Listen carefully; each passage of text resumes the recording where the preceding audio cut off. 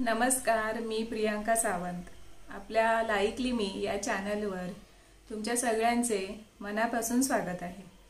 तर अधूनमधून आपण असे काही छान छान असे प्रेरणादायी आणि आपल्याला माहितीपूर्ण ठरणारे व्हिडिओ देखील आपल्या चॅनलवर बनवणार आहोत आणि तेही व्हिडिओ अधूनमधून येतच राहणार आहेत। मागच्याच वेळेला मी एक व्हिडिओ अपलोड केला होता आपल्या चॅनलवर। तर त्यामध्ये कोकणामध्ये येईपर्यंत म्हणजेच मुंबई ते कोकण आमचा प्रवास कसा झाला, तो निर्णय कसा झाला, तर ते सगळं मी त्या व्हिडिओमध्ये सांगितलेलं होतं। आणि कुठल्याही मानव जातीला, या धर्तीवरच्या कुठल्याही जीवांना, मग ते प्राणी मात्र असू देत किंवा मानवजात असू दे, कोणालाही संघर्ष हा चुकलेला नाही। तर त्या व्हिडिओमध्ये मी ते सगळं सांगितलेलं आहे। आणि त्या व्हिडिओला सुद्धा म्हणजे बऱ्याच अशा कमेंट आल्या आणि काहींना तसे व्हिडिओ देखील बघायला आवडतील असं मला माझ्या बऱ्याच ताईंनी सांगितलेलं आहे। आणि म्हणून असं वाटलं की काही छान छान असे प्रेरणादायी माहितीपूर्ण असे व्हिडिओ देखील आपल्या चॅनलवर यायला हवेत, जेणेकरून आपल्या समाजामध्ये जी काही नकारात्मकता आहे, जे काही दुःख आहेत, वेदना आहेत, एकदम छोट्याशा प्रमाणात का होईना, ते थोड्याफार प्रमाणात का होईना दूर करायचं काम आपल्या व्हिडिओ मार्फत झालं तर माझ्यासारखं नशीबवान कोणीही नसेल। म्हणजे कसं आहे, फूल ना फुलाची पाकळी म्हणून आपण काहीतरी देणं हे समाजाला लागतंच। आणि म्हणूनच आपल्या ह्या चॅनलचं ते ध्येय आहे। आणि म्हणूनच आपल्या चॅनलवर पूजा, आध्यात्मिक व्हिडिओज, निसर्गाचे, प्रवासाचे, आपल्या रोजच्या जीवनातील काही सकारात्मक व्हिडिओ हे येतच राहणार आहेत आणि तेच आहेत आपल्या चॅनलवरती।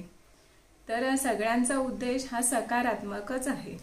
आणि म्हणूनच असं वाटलं की आज गुरुवारच्या दिवशी, या मंगलमय अशा दिवशी एक छान असा विषय तुमच्यापर्यंत घेऊन यावा।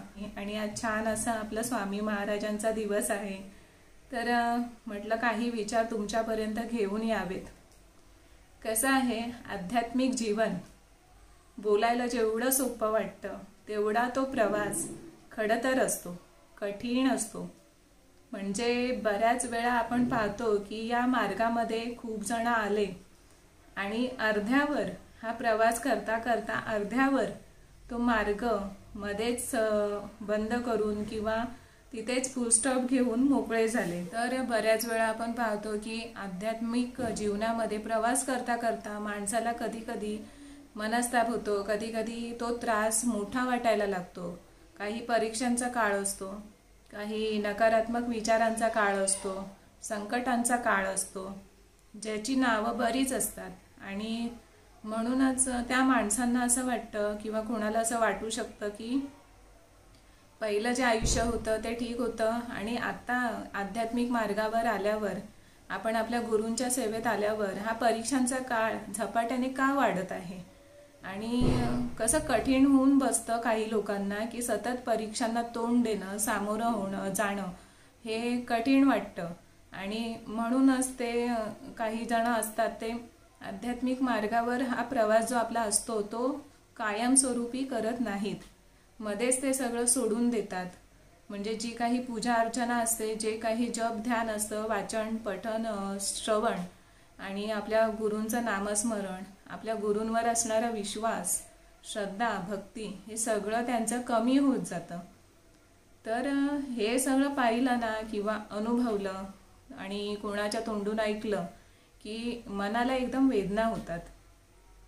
म्हणजे कसं आहे की संघर्ष, वेदना, दुःख हे सगळं कोणालाही चुकलेलं नाहीये। पण आध्यात्मिक मार्गामध्ये आल्यावर आपला खरा प्रवास का सुरू होतो हेच अजून जास्त कोणाला समजत नाहीये। म्हणजे असं म्हणतात की अरे तू तर स्वामींच्या मार्गामध्ये आहेस, आध्यात्मिक मार्गामध्ये आहेस, स्वामी महाराज तुझे गुरु आहेत, मग तरीही तुझ्या आयुष्यामध्ये हा संघर्षाचा काळ, परीक्षांचा काळ, वेदनादायी काळ एवढा का आहे। तर त्यावेळेस माझ्या चेहऱ्यावर एक स्मित हास्य असतं आणि मी एवढंच सांगते की माझ्या स्वामींवर विश्वास आहे आणि ते जे काही करत आहेत ते त्यांच्या भक्तासाठी, त्यांच्या शिष्यांसाठी, मुलांसाठी त्यांच्या एक चांगलंच काहीतरी असेल म्हणूनच करत आहेत ना। तर काही जे असतात परीक्षा असतात त्यांनी निर्माण केलेल्या आहेत किंवा आमच्या आयुष्यामध्ये आहेत, त्या सगळ्यांना आम्ही तोंड देत देत सामोरं जात जात आम्ही पुढे आमची वाटचाल सुरू ठेवणार.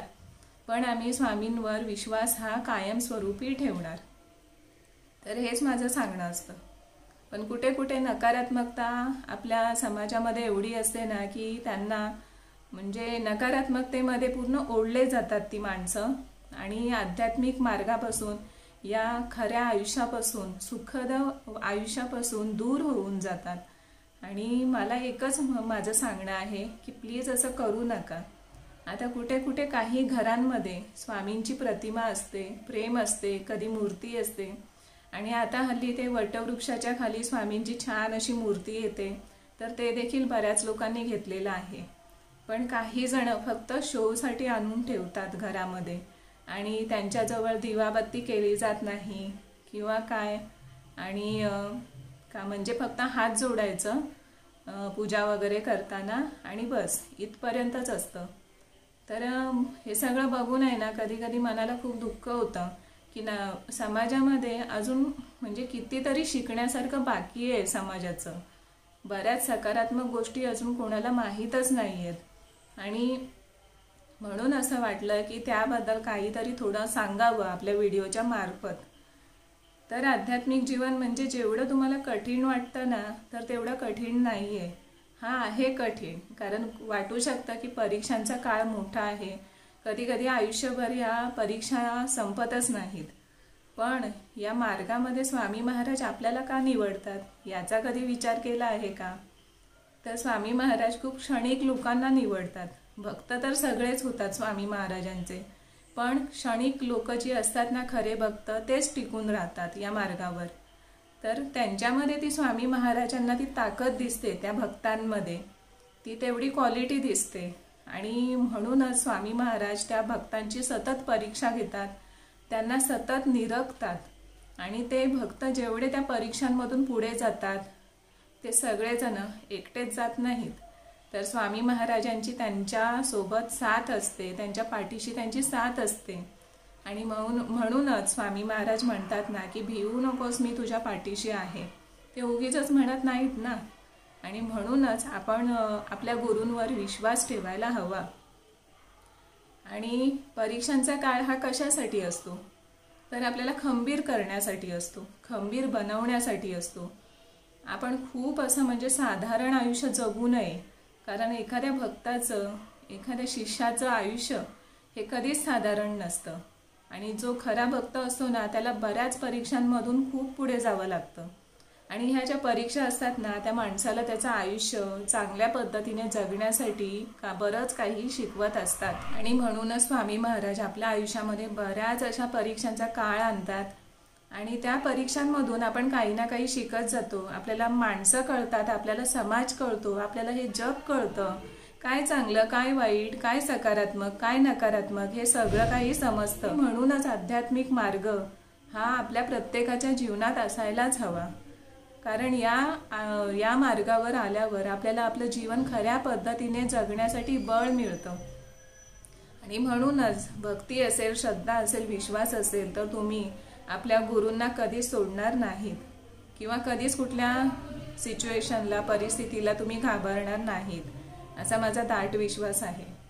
कारण माझ्याही आयुष्यामध्ये बरंच काही चालू असतं, आतापर्यंत चालू राहिलं, आता याच्या पुढेही काही ना काही होऊ शकतं, सांगू शकत नाही, कारण माणसाचं आयुष्य आहे. काही ना काही वेदनादायी काळ, दुःख, संकट सुरूच राहणार. पण म्हणून आपण आशेचं जीवन जे असतं, आशादायी किरणांची जी पहाट असते ती कधी होणारच नाही हेच समजून आपण तिथे गप्प का बसायचं किंवा घाबरून का जायचं? कठोर परीक्षांचा काळ हा खुद्द ईश्वरालाही चुकलेला नव्हता. आपल्याला श्रीरामांचं उदाहरण आहे, आपल्याला श्रीकृष्णांचं उदाहरण आहे, मग तरीसुद्धा आपण एवढे हतबल होऊन का जातो आणि आपल्या ईश्वराला आपण का असे मध्येच सोडतो? खूप दुःखद घटना असते ही, खूप दुःखद गोष्ट असते ही. कारण ईश्वराला आपली सवय झालेली असते, आपण नेहमी त्याच्यासमोर बसतो, पूजा अर्चना करतो, नामस्मरण करतो, तर ईश्वराजवळ आपण हळूहळू एकरूप व्हायच्या मार्गावर आलेलो असतो. पण मध्येच असं काही होतं ना, आपल्याला एवढी नकारात्मकता वाढते ना आपल्यामध्ये की म्हणजे आपण आपल्या गुरूंपासून ईश्वरापासून दूर व्हायच्या मार्गावर येतो। म्हणूनच कधीही स्वतःच्या मनाला विचारायचं, आत्मचिंतन हे खूप महत्त्वाचं आहे। जर असं होत असेल तर खुद्द तुम्ही स्वामी महाराजांच्या समोर बसा, त्यांच्याशी बोला, त्यांच्याशी व्यक्त व्हा, जे मी स्वतः करते, आणि त्या प्रश्नांची उत्तरं स्वामी महाराज तुम्हाला नक्कीच देतील। तुमच्या अंतर्मनाला एक काहीतरी अशी सूचना मिळेल किंवा तुम्हाला अनुभूती होईल की त्यातून तुम्हाला त्या परिस्थितीची उत्तरं, प्रश्नांची उत्तरं नक्कीच मिळतील। आणि म्हणूनच आध्यात्मिक मार्ग हा खूप सुखकर आहे, खूप आनंददायी हा प्रवास आहे। म्हणजे आपल्याला वाटेल तेवढं ते आपण त्या मार्गावरून प्रवास करत करत आयुष्याचा अगणित असा आनंद घेऊ शकतो, अगणित असा अर्थ आपण अनुभवू शकतो, बरंच काही शिकू शकतो। आणि मला तर बराच असा अनुभव आलेला आहे या 2 वर्षामध्ये। जेवढा कठीण आणि कठोर परीक्षांचा काळ गेला तेवढं स्वामींनी बरंच काही शिकवलेलं आहे। म्हणूनच सांगू इच्छिते की कधीच आपण स्वार्थापोटी तर ईश्वराची भक्ती, गुरूंची भक्ती करायची नाही। तर काही ना काही आपल्याला शिकायला मिळेल, आपण आयुष्य खऱ्या अर्थाने जगायला शिकू। जे आपलं स्वार्थी मन आहे किंवा आपल्याला ज्या आशा अपेक्षा असतात की मला हेच हवं, मला तेच हवं, आयुष्याकडून काय काय हवं, तर ते सगळं खूप कालबाह्य होऊन जातं आणि एक निस्वार्थ असा जीवन प्रवास सुरू होतो। तर त्या सगळ्यासाठी आणि जीवनाचा खरा आनंद मिळवण्यासाठी आध्यात्मिक जीवन खूप महत्त्वाचं आहे आणि यासाठी आपल्या गुरूंची साथ ही खूप मोलाची ठरते। आपल्याला आपले स्वामी महाराज बरंच काही शिकवत असतात। तर बघा, मग आपला आध्यात्मिक प्रवास असाच सुरू ठेवा। कुठल्याही नकारात्मक गोष्टी घडतील, परीक्षा असतील तुमच्या आयुष्यामध्ये, त्या आज ना उद्या जाणारच आहेत, त्या तशाच तर राहणार नाहीत बरं का। आणि म्हणूनच त्या सगळ्यासाठी मात करण्यासाठी सगळ्या परिस्थितीवर आध्यात्मिक गोष्टींचा आधार आपण नक्कीच घ्यायचा। आणि एकदा आध्यात्मिक मार्गावर आपण खऱ्या अर्थाने उतरलो ना की मग सगळं जीवन, सगळ्या जीवनातील मोह माया आपण खूप दूरवर सोडून प्रवास करतो। आणि म्हणूनच आजच्या गुरुवारच्या दिवशी मला असं सांगावंसं वाटलं तुम्हाला सगळ्यांना की माझे जे काही अनुभव आहेत, स्वामींच्या सेवेत आल्यावर जे काही मी शिकत चाललेले आहे, ते सगळं काही तुमच्याशी देखील शेअर करावं। तर मग आजचा व्हिडिओ कसा वाटला नक्की सांगा। आवडला असेल तर लाईक शेअर करा आणि चॅनलवर नवीन असाल तर सबस्क्राईब देखील करा। भेटूया पुढच्या छान अशा व्हिडिओमध्ये। तोपर्यंत सगळ्यांना श्री स्वामी समर्थ।